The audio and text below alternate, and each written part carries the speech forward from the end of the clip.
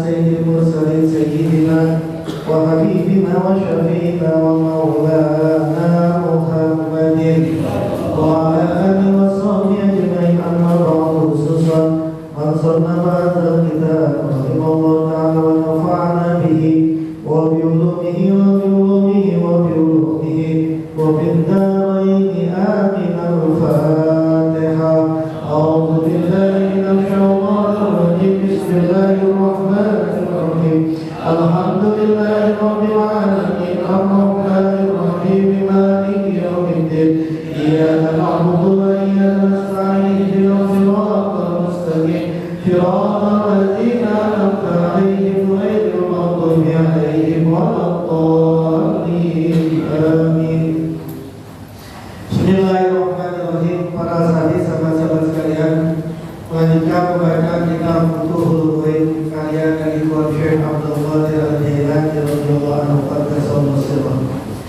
Masih membahas maqalah yang ke-17 fi kaifiyati usuli ila Allah biwasitatil mursyid.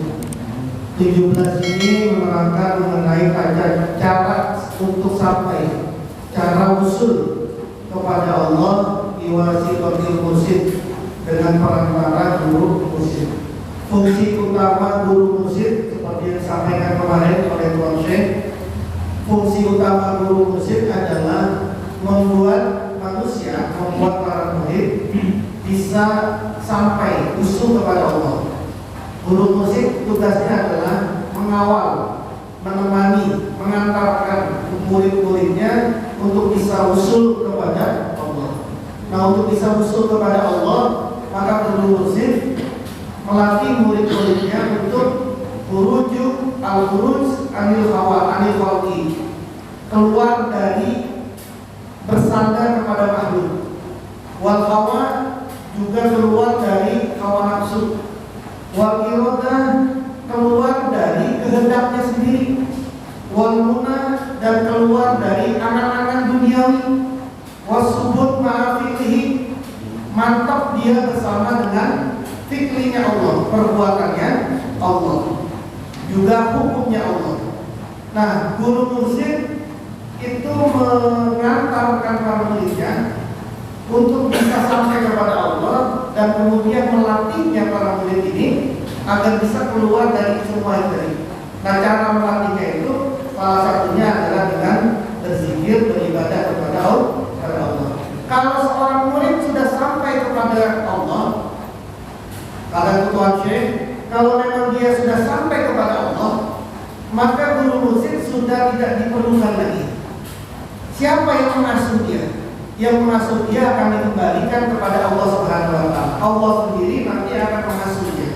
Tuan Syekh kemudian memberikan contoh seperti bayi yang dalam susuan seseorang. Kalau dia sudah genap 2 tahun disusui oleh orang lain, kan tradisi di zaman dulu itu kan disusuinya bukan sama ibunya, tapi oleh orang yang memang baik susuannya. Tapi ketika sudah 2 tahun disusukan, maka bayinya itu dikembalikan lagi kepada yang punya bayi. Siapa? Orang tua. Nah, pun juga sama, murid kalau sudah diantarkan oleh guru mursyid, kemudian dia sudah usul sampai kepada Allah, ya selesai sudah fungsinya guru mursyid itu. Siapa yang boleh mendidik dia? Siapa yang boleh mengawal dia? Dikembalikan langsung kepada Allah. Mari saya sudah bilang, misalnya pengarsa Abah sudah wafat, lalu kemudian digantikan dengan pengarsa Abah. Jangan kemudian bilang siapa guru kita Abah. Terus gurunya apa siapa? Ya gurunya apa? Kalau secara fisik nggak ada. Dia. Terus katanya semua orang punya guru. Iya, punya guru kalau dia belum sampai kepada usul kepada Allah. Kalau dia sudah usul kepada Allah, ya merasa yang langsung yang mendidik, yang membawa adalah Allah. Seperti itu kata Tuan Syekh. Maka kemudian seperti tadi anak bayi yang sudah 2 tahun, dia dikembalikan kepada orang tuanya. Kalau dia belum 2 tahun, dia dari kembalikan. Kalau murid itu sudah usul kepada Allah, maka si murid dikembalikan langsung kepada Allah. Allah langsung yang kemudian mendidik. Nah, itu fungsinya guru mursyid mengantarkan kepada murid-muridnya usul sampai kepada Allah. Kalau kemudian bilang ngapain sih pakai diantar nganterin. Kalau kemudian nggak butuh ada yang nganterin, ngalah-ngalahin Nabi sudah. Karena Nabi sendiri ketika Isra Mi'raj diantarkan sama gurunya. Siapa itu? Malaikat. Nah, Nabi Muhammad itu Isra Mi'raj itu dihantarkan, ditemani sama malaikat Jibril sebagai guru. Meskipun kemudian bisa saja Allah kemudian mau mengajak Muhammad sendiri aja. Nabi Muhammad sendiri gak usah pakai, kan ribet banget. Kok pakai buruk-burukan segala. Udah gitu buruknya pakai diikat nyampe di Masjidil Aqsa, kemudian nyampe di Masjidil Aqsa, kemudian buruk diikat sama Nabi, sama Jibril malah ngikat itu. Kemudian Nabi melakukan sholat dan ziarah di Masjidil Aqsa. Nah pertanyaannya, emang yang nyolong buruk siapa? Dan kemudian buruk itu kabur apa kalau nggak diikat? Kan jangan dipahami itu sebagai fisik. Buruk aja pakai di kendaraannya itu diikat. Nah kalau nanti belajar di tasawuf kan kendaraan itu adalah apa? Metodologi ajaran. Metodenya ajarannya untuk sampai kepada Allah itu kendaraan namanya. Itu harus diikat. Ikat itu namanya dimuktamat. Diikat oleh apa? Diikat oleh Quran dan diikat oleh hadis.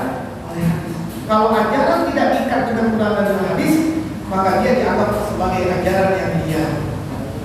Jadi Nabi sendiri mau ke Allah dihantarkan sama malaikat, meskipun ketika sudah sampai di Sidratul Muntaha, malaikat Jibril tidak ikut masuk.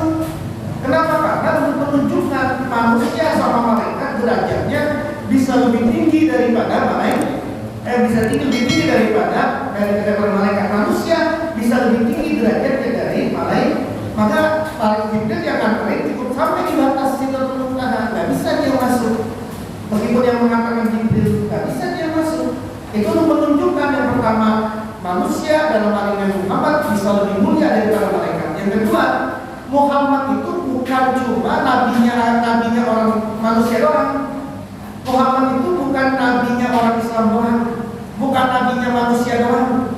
Jin nabinya juga Muhammad, malaikat nabinya juga Muhammad, tumbuh-tumbuhan, hewan semuanya juga nabinya Muhammad. Jadi Muhammad itu ya rahmatan lil alamin, itu maksudnya dia menjadi rahmat bagi seluruh alam. Jadi jangan diartikan Muhammad itu nabinya manusianya, apalagi orang Islam. Muhammad itu nabi dari semua makhluknya Allah.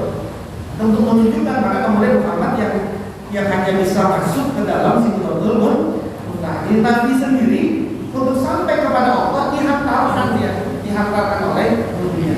Nah, kemudian pembahasan sekarang ini kata Tuhan Syekh, kalau sudah seperti ini kau dan kemudian kau sudah sampai, sudah usul kepada Allah, maka kemudian kau akan menjadi orang yang selalu memandang fi'linya Allah, memandang perbuatannya Allah, selalu mutarokiban, selalu mengawasi pada perintah-perintahnya Allah, selalu disibukkan untuk taat kepada Allah. Disibukkan taat kepada Allah itu ingat nih, taat ibadah itu bukan cuma ibadah makhluk, bukan. Disibukkan oleh taat Allah itu kita ibadah dulu dong. Ibadah dan taat itu bukan formalitas doang. Engkau kerja karena Allah menjadi taat, engkau melakukan sesuatu karena Allah, itu juga taat. Jadi hidupnya disibukkan untuk taat kepada Allah. Nah kata Tuhan Syekh kemudian selanjutnya, la tu'alliq qalbaka, maka jangan menggantungkan kamu qalbaka pada hatimu bisyai'in dengan sesuatu minhum dari mereka. Mereka siapa? Jami'i khalqihi. Jangan kau gantungkan hatimu dengan sedikit pun, dengan sesuatu pun dari semua makhluk. Semua makhluk siapa saja, mau jin, mau malaikat, mau manusia. Jangan kau gantungkan hatimu dengan sedikit pun dari mereka. Waj'al dan jadikanlah al-khalifata makhluk. Waj'al dan jadikanlah kau al-khalifata sebagai makhluknya Allah, sebagai khalifahnya Allah. Ajma'a yang mengumpulkan Allah karojulin seperti seseorang, karena fahu yang menahanhu pada rojul sultanun siapa raja, azimun yang sangat agung, mulkuhu kerajaan kerajaannya sultan. Syadidun yang sangat dahsyat, amruhu perintahnya si sultan. Mahulatun yang ditakuti, saulatuhu kekuasaannya sultan. Wasatwatuhu dan siksaannya sultan. Summa ja'ala kemudian menjadikan siapa sultan al-gulla pada rantai, fi rokbatihi pada lehernya si rojul, fi rokbatihi pada lehernya rojul, ma'arijlaihi beserta dua kakinya rojul. Summa salabahu kemudian mensalib siapa sultan hu pada rojul ala sajaratil azrati atas pohon pinus, ala sajaratil azrati atas pohon pinus, ala sati nahrin di tebing sungai azimin yang sangat besar, maujuhu apa ombaknya, maujuhu ombaknya sungai, fasihin yang luas, arduhu luasnya sungai, amikin yang dalam, gauruhu kedalamannya sungai, syadidin yang sangat besar, syadidin yang sangat kuat, jaryuhu apa arusnya sungai. Jadi Tuhan saya ngasih gambaran, ngasih perumpamaannya begini. Seperti manusia ini, engkau harus melihat manusia, engkau harus melihat makhluk umum ya. Kalau disebut dengan manusia makhluk ini, kalau dalam kitab ini manusia umum, orang-orang awam, bukan para guru mursyid, bukan para orang-orang khos, bukan walinya Allah, bukan. Makhluk di sini berarti para orang-orang khos, para orang-orang awam. Engkau ini kalau melihat orang awam ini orang yang bukan guru mursyid, bukan walinya Allah. Engkau ini kalau melihat orang selain orang itu, maka lihatlah, dikasih perumpamaan sama Tuhan saya. Lihatlah orang itu seperti seseorang yang ditahan oleh seorang raja, diraja, yang kerajaannya itu sangat besar, perintahnya itu sangat kuat, ditakuti kekuasaannya, ditakuti siksaannya. Kemudian orang itu dirantai di lehernya dan kedua kakinya. Jadi lehernya dirantai terus sampai ke kedua kakinya. Kemudian orang itu disalib ya, kepalanya dirantai sampai ke kaki. Kemudian tangan orang itu disalib di pohon pinus. Kemudian dia disalib itu ditaruh di tebing sungai yang sangat besar ombaknya, yang sangat luas sungainya, yang sangat dalam sungainya, yang sangat besar arusnya. Ini taruh di situ, bisa bayangin ya, orang disalib di pinggir sungai yang sangat dahsyat betul. Lalu summa jalasa, kemudian duduk as-sultanu si raja ala kursihi di atas singgasananya si raja, azimin yang sangat agung, qadruhu derajatnya sultan, alim yang sangat tinggi, samaruhu langitnya, maksudnya derajatnya sultan, ba'idin yang jauh, maromuhu jangkauannya sultan, wa usuluhu dan sampainya sultan, wa taroka kemudian meninggalkan sultan, ila janbihi di sisinya sultan, ahmalan berbagai senjata, minas sihami dari tombak, wal rimahi dan anak panah dan panahan, wan nabli dan ketapel, wa anwa isalahi dan berbagai macam senjata, wal qasihi dan busur, mimma dari sesuatu, layak lugu yang tidak sampai, qadroha ukurannya senjata, goiruhu selainnya mak. Faja'ala kemudian menjadikan siapa sultan raja, yang melemparkan si raja, ilal maslubi pada yang disalib, bima dengan sesuatu yang menghendaki siapa sultan, min zalika silahi dari senjata itu. Jadi orang disalib di pinggir sungai deras. Dari kejauhan, yang kali ini seorang raja, di kejauhan dipantau oleh seorang raja. Yang rajanya ini duduk di atas singgasana yang sangat besar sekali, yang sangat agung sekali, yang kekuasaannya sangat tinggi sekali, yang gak bisa dijangkau oleh siapapun.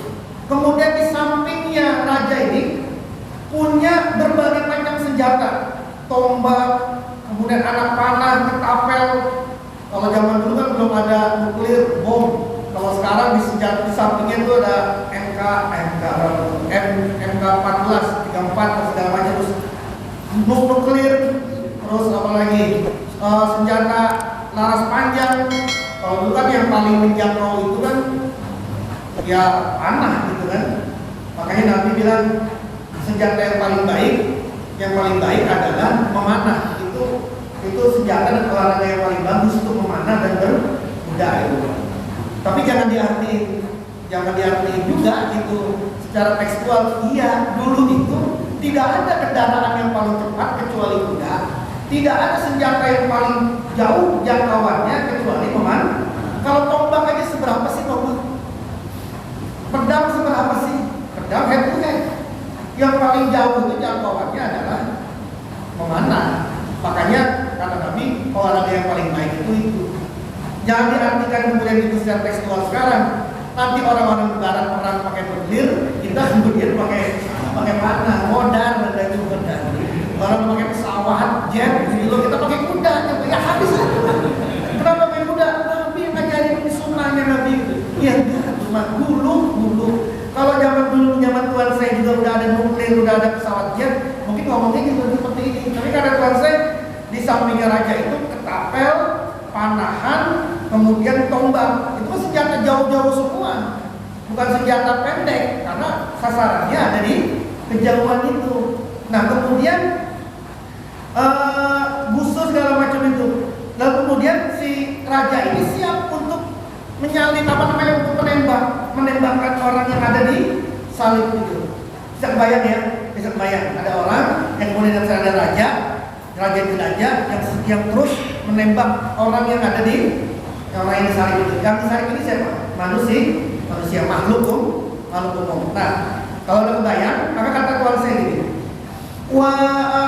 Fahal yasunu, fahal maka apakah yasunu jadi baik liman untuk orang ro'a yang melihat siapa si orang zalika demikian itu, maka apakah bagus bagi orang yang melihat orang yang tadi melihat posisi itu, melihat kejadian itu, ada orang yang siap untuk ditembak, kemudian ada rajanya itu, apakah bagus ayat kok untuk meninggalkan siapa si orang an-nazro pada pandangan ila sultani pada raja wal khaufa dan takut dan meninggalkan takut minhu dari raja wal roja'a dan meninggalkan harapan lahu untuk raja wa yanzuru malah memandang wa yanzuru dan malah memandang siapa siman ilal maslub pada yang disalib wa yakhofu dan malah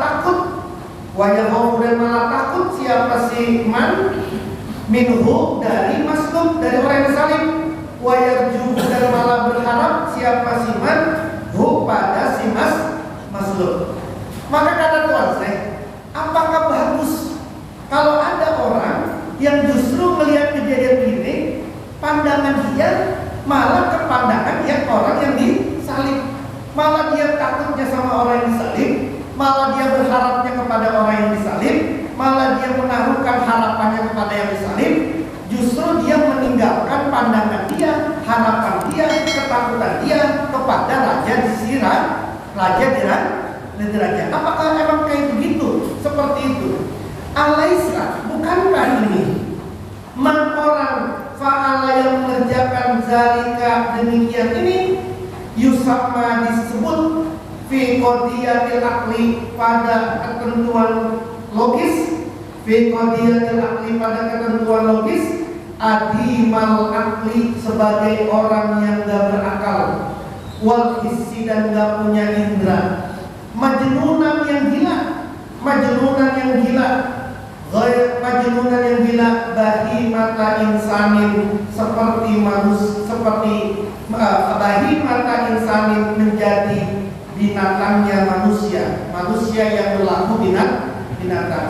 Bukankah kalau ada orang yang lebih takut, yang lebih berharap, yang lebih bersandar kepada orang yang disalib daripada dia bersandar dan dia takut dan dia lebih berharap kepada raja di rajanya itu, bukankah orang yang melakukan kayak gitu orang yang gila? Bukannya dia lebih fokus kepada raja di raja ini, malah dia fokusnya kepada orang yang disalib. Nah, tadi kata Tuhan saya, oh manusia, kau harus melihat manusia itu seperti orang yang tadi ini, yang gak punya daya apa-apa itu, yang Allah Subhanahu Wa Taala bebas mau memberikan apapun kepada orang ini, mau ditombak kayak, mau dipanah kayak, mau di ketapel kayak, mau ditembak kayak, terserah Allah aja. Tapi kita justru berpegangnya kepada makhluk, bukan berpegang kepada Allah Subhanahu Wa Taala yang menguasai si orang yang disalib ini, yaitu si manusia ini.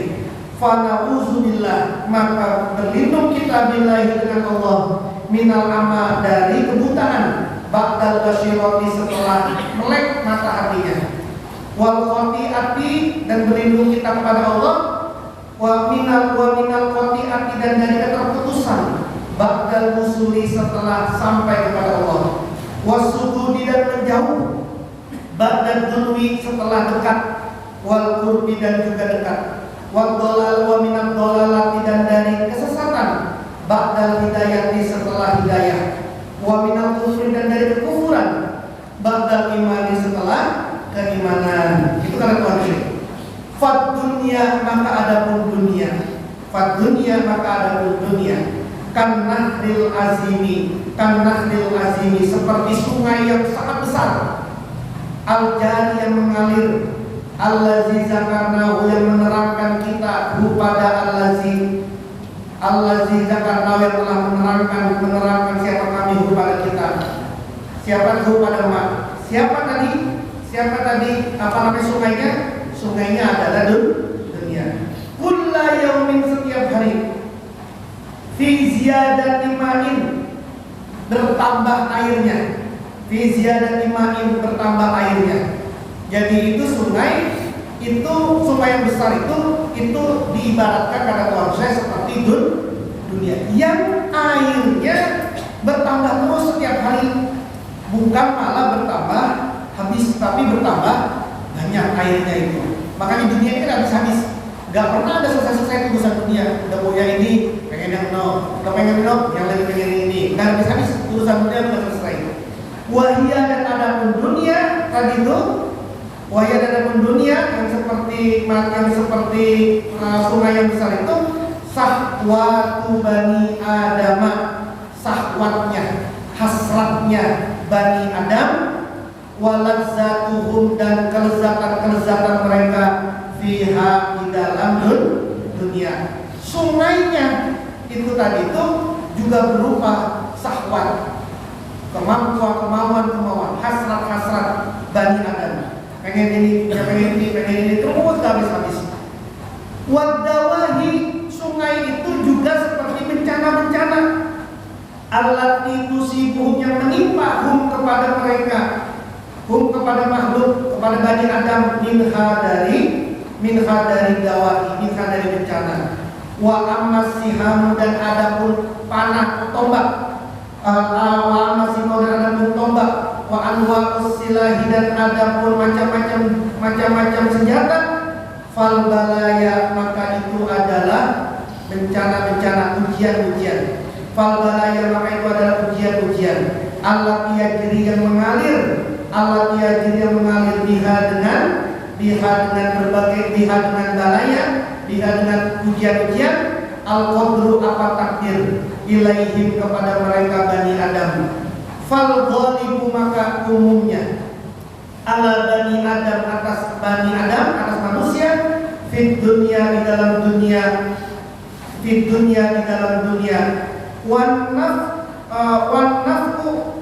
wan nafku itu jangan wan nafsu, itu ganti Al-balaya wan naqsu dan kekurangan. Jadi gini, fal ghalibu maka adapun yang mendominasi, memenangkan ala bani Adam atas anak Adam di dunia. Apa itu yang mendominasi manusia di dunia itu? Yang pertama al-balaya, ujian-ujian. Wan naqsu, bukan wan naqsu itu, wan naqsu dan kekurangan. Wal alamu dan berbagai sakit. Wal mihanu dan berbagai cobaan. Wal mihanu dan berbagai cobaan. Wama dan sesuatu yajiduna yang menemukan mereka minan ni'ami dari berbagai macam kenikmatan. Minan ni'ami dari berbagai macam kenikmatan. Wal lazati dan berbagai kelezatan fiha di dalam dunia. Famasubatan maka itu dibayangi.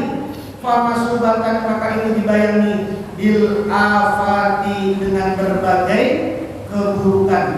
Bil afati dengan berbagai bencana. Bil afati dengan berbagai bencana. Jadi gini, dunianya sungai tadi itu, sungai yang sangat deras tadi itu, yang tadi manusia itu ada di tepi sungai tadi itu, yang airnya terus bertambah banyak berkurang, itu adalah seperti syahwat hasratnya Bani Adam, dan juga seperti bencana-bencana yang menimpa kepada Bani Adam. Adapun senjata-senjata yang ada di sampingnya raja-raja tadi, itu seperti berbagai ujian, berbagai kekurangan, berbagai sakit, berbagai macam ujian. Jadi Allah ketapel nih, Allah manah, dipanah kita dengan panah ujian, ditombak kita dengan tombak sakit, terus kemudian diketapel kita dengan ketapel berbagai macam ujian gitu. Itu senjata-senjatanya Allah dilemparin semua kepada kita itu. Bahkan sesuatu yang kita temukan dari berbagai kenikmatan itu sesungguhnya juga adalah sesuatu yang dibayangi oleh kerusakan-kerusakan atau bencana. Karena boleh jadi orang dapatnya sesuatu yang lezat, tapi ternyata kelezatannya itu menjadikan dia bencana. Ada durian banyak makan, dilahap orangnya sama dia. Wah, nikmat banget durian itu. Beres makan durian, malamnya naik dia. Sakit ya. Lalu kemudian stroke. Makan sate, enak banget tuh. Makan sate, enak banget. Terus kemudian segala macam gulai enak banget. Lalu kemudian dia nggak sadar tuh kenikmatan tuh. Lalu kemudian setelah itu dibayangi kan itu kenikmatan itu ternyata dibayangi. Kenikmatan kita itu ternyata dibayangi bil afat itu. Dibayangi juga dengan berbagai macam ujian, dengan berbagai macam bencana, dengan berbagai macam kesulitan. Apa saja? Ada orang dapat tiba-tiba uang banyak, atau dapat uang rezeki banyak. Itu juga kan bisa dibayangi dia. Dibayangi dengan kerusakan. Yang dulunya dia rajin banget ibadah, tiba-tiba dinaikin derajat dunianya sama Allah nih. Jadi kaya, gajinya jadi gede. Akhirnya ibadahnya ibadahnya udah malas, tahajudnya udah malas, zikirnya udah malas. Itu kan berarti kenikmatan dibayangi dengan kerusakan. Nah, Allah ini senjata-senjata tadi itu adalah yang dipanah oleh Allah kepada kita semua nih. Dipanah terus. Nah, orang yang dipanahi terus sama manusia, sama Allah, apakah kemudian itu layak untuk dijadikan pegangan, dijadikan sandaran, dijadikan ukuran kita kepada dia? Dia sendiri juga dalam keadaan seperti itu. Kita aja mungkin lihat, enak banget sih, anu sih, enak banget. Tanya, apakah enak? Saya yakin banget kayak begini tuh. Salah satunya ketika si Raffi Ahmad itu dulu tahun 2000 berapa itu. Kemudian asistennya saya ketemu sama Raffi Ahmad. Lalu kemudian si Raffi mau di kamar berdua. Terus kita ngomong di dalam kamar ini kali ya. Kamar. Terus cerita saya kalau ada masalah, kalau orang tahu, semua tahu ini masalah saya hancur, saya diburu. Terus saya bilang, emang masih punya masalah? Emang masih punya masalah hidup gitu? Wah, dengan kira ada masalah. Saya pikir orang kayak nggak punya masalah. Udah semuanya udah ada. Saya ini katanya kalau orang tahu, terus kemudian ini wartawan tahu ini urusan saya ini hancur urusan saya. Terus ya udah kemudian di kamar itu pokoknya apa? Rakin amalin ya selama sekian, syukur bisa terus. Kemudian ada alhamdulillah selamat. Jadi apa yang kita lihat dia itu enak, dan sesungguhnya dia juga orang yang lagi dipanah-panahin terus hidupnya, gitu loh. Orang yang terus dipanah-panahin hidupnya sama Allah. Maka jangan kemudian kau bergantung kepada orang kayak gitu. Nah, karena hidup itu, dunia itu tadi Allah terus memberikan panah-panah kepada orang, dan orang itu dalam keadaan disalib. Iza tabaraka jika mengungkapkan hal padanya al-afat kullu akilin iza tabaraka jika mengambil iktibar hak pada dunia ini, pada dunia kullu akilin siapa semua orang yang berakal la hayata maka tidak ada kehidupan, la hayata maka tidak ada kehidupan, wala aisa dan juga tidak ada kehidupan, wala rohata dan juga tidak ada kenikmatan, keenakan, illa kecuali fil akhirati nanti di akhirat. In kana jika ada siapa akil itu mukminan orang mukmin, di anna zalika karena bahwasanya demikian itu bahwa kehidupan itu sesungguhnya ada di akhirat, khususnya fi hakil mukmin, di dalam haknya orang mukmin. Kama qala Nabi sallallahu alaihi wasallam la aisa, kata Nabi dalam sabdanya tidak ada kehidupan illa aisul akhirati kecuali kehidupan akhirat. Wa qala Nabi sallallahu alaihi wasallam la rohata, tidak ada kenikmatan, tidak ada keenakan lil mukmini bagi orang mukmin min duni liqa'illah dari selain berjumpa kepada Allah. Wa qala alaihi salatu wasalam, Nabi kemudian juga bersabda, ad-dunya sijnul mukminin, itu penjaranya orang mukmin, wa jannatul kafiri, surganya orang yang kufur. Wa qala alaihi salatu wasalam, Nabi kemudian juga bersabda, at-taqiyu, orang yang bertakwa, at-taqiyu adapun orang yang bertakwa itu muljimun, orang yang dikekang. Itu muljamun, orang yang dikekang. Nabi bersabda 4 kali ini, tidak ada kehidupan kecuali kehidupan akhirat. Yang tidak ada kehidupan yang enak, yang benar, yang bagus, yang tidak ada berbagai masalah kecuali nanti kehidupan di akhirat, maksudnya nanti di surga. Kalau dikubur masih ada masalah itu, masih ada masalah. Jadi orang kalau meninggal bukan berhenti sama masalah itu, masih ada itu masalahnya itu, gitu ya. Sampai nanti kehidupan di akhirat. Lalu kata Nabi, tidak ada kenikmat, tidak ada keenakan, istirahat, tidak ada kelonggaran bagi orang mukmin. Tidak ada kenikmatan, tidak ada roha, kenyamanan bagi orang mukmin kecuali bertemu kepada Allah. Bertemu kepada Allah itu kalau di dunia bertemunya dengan basyirah, ibadah. Berarti bagi orang mukmin kata Nabi, tidak ada yang lebih nyaman kecuali ibadah kepada Allah. Karena ketika ibadah dia berjumpa kepada Allah secara basyirah. Nah kalau kita sekarang lebih nyaman tidak ibadah daripada ibadah, berarti mukmin kita ini masih, kalau muslim insya Allah muslim lah, Islam lah. Tapi kalau mukmin belum tentu kita itu. Lebih nyaman mana kita, nonton film apa pikiran kita? Kan lebih nyaman nonton film. Berarti nyaman kita ini masih bukan selain, kalau kata nonton rekor, ya nonton film lah. Tapi nonton film kan sambil kopi. Kayak aneh. Iya. Terus kata Nabi, dunia itu penjaranya orang mukmin, surganya orang yang kufur. Orang mukmin itu di penjara, di dunia itu di penjara. Mau begini nggak boleh, begitu nggak boleh. Udah waktunya bangun, waktunya istirahat, waktunya harus makan dibatasin, mau minum dibatasin, mau ngapain aja dibatasin. Kan penjara itu. Tapi bagi orang yang kufur kepada Allah, surga itu. Kenapa? Karena nggak ada aturan. Kalau kemudian hidup kita ini nggak bisa, itulah orang mukmin.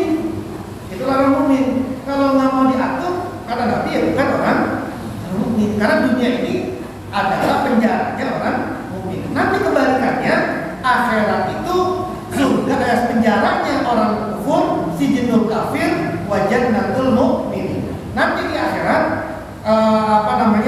surga itu di akhirat itu penjaranya bagi orang kufur, surganya bagi orang mukmin. Dan kata Nabi, orang yang bertakwa itu dikekang. Jadi kita ini kalau memang bertakwa kepada Allah dan kita yang katanya orang yang bertakwa, berarti kita ini orang yang dikekang. Dikekang itu berarti nggak bisa berbuat apa-apa. Kalau pengen bergerak, ya digerakin sama yang kekang gitu. Kalau kemudian mau bergerak nggak bisa, kenapa? Karena dikehendaki oleh yang kekang. Nggak bisa kita orang yang dikekang, kata Nabi ini. Ya memang iya kan. Anda kan maunya itu kalau belum puasa apa enggak maunya? Kan enggak. Engkau ini kalau ngeliat perempuan cantik, pengennya langsung diapain? Kan pengennya diapain? Pengennya dimahabahin, kan maunya. Tapi kan nggak bisa. Kenapa? Karena kita dikekang. Kalau Anda nggak punya ketakwaan, ya bebas-bebas saja, Anda mau lakukan apa saja. Tapi orang bertakwa itu orang yang dikekang. Wah, habisin dari udah berapa bait lagi, biar habis Bang. Wa ma hajilah dan bersama hadis-hadis ini, wal ayani dan bersama kenyataan-kenyataan ini, kaifa maka bagaimanakah yudana bisa diaku, yudana maka bisa diaku, tibu aisin bagusnya kehidupan, fit dunia di dalam dunia. Kalau begitu bagi orang mukmin, ya bagaimana bagusnya dunia itu kalau semuanya dikekang, kalau kita nggak boleh ini, nggak boleh itu. Nanti kalau mau boleh bisa boleh apa, mau bebas nanti disita. Kalau kata ulama yang lain, kau pengen lebarannya di dunia, puasanya nanti di akhirat, atau pengen puasa di dunia nanti akhirat lebaran? Gak bisa pilih lebaran dua-duanya, gak bisa. Karena lebaran itu puasa dulu, gitu. Puasa dulu, mau puasanya di sini, lebarannya di sana, atau nanti mau puasanya di sini, lebarannya di sini, puasanya di sana.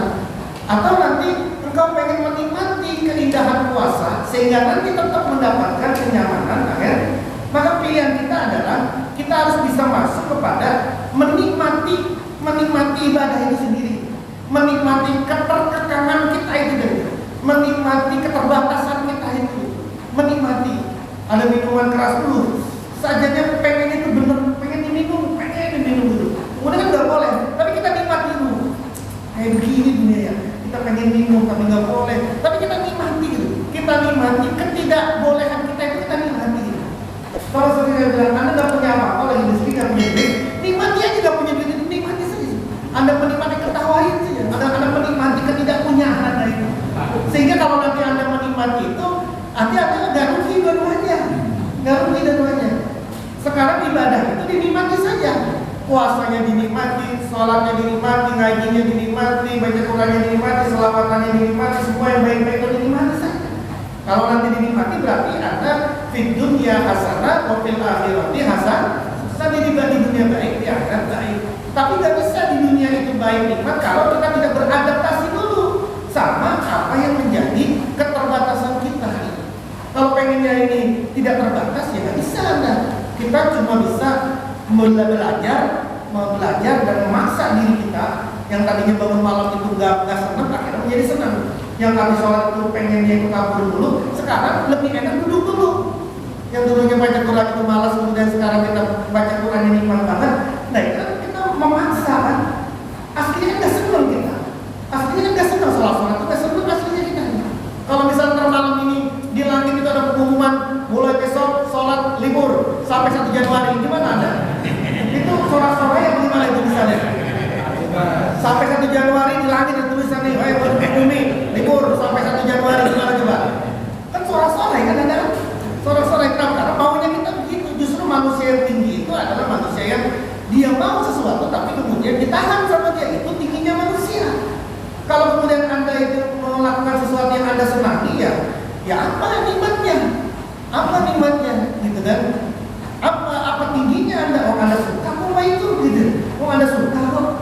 Manusia itu kan dipaksa, yang tidak suka menjadi suka, itu kemudian ditinggikan. Yang mestinya suka kemudian tidak boleh Anda lakukan, disitulah kemudian derajatnya manusia. Nah, farrohatu maka kenikmatan kullu semua kenikmatan itu fil inqita'i di dalam keterputusan ilallahi kepada Allah Subhanahu wa taala, wa muwafaqati dan bersesuaian kepada Allah, wa muwafaqati dan kesesuaian kepada Allah, wal istidrahi dan melemparkan diri baina yadayhi di hadapan Allah. Fayakunu maka adalah al-abdu seorang hamba saat itu, hamba bisa dengan itu kharijan orang yang keluar, kharijan orang yang keluar anid dunia dari dunia. Orang kalau sudah seperti itu, dia orang yang sudah keluar dari dunia sebelum nanti benar-benar keluar dari dunia. Fahina izin maka tatkala itu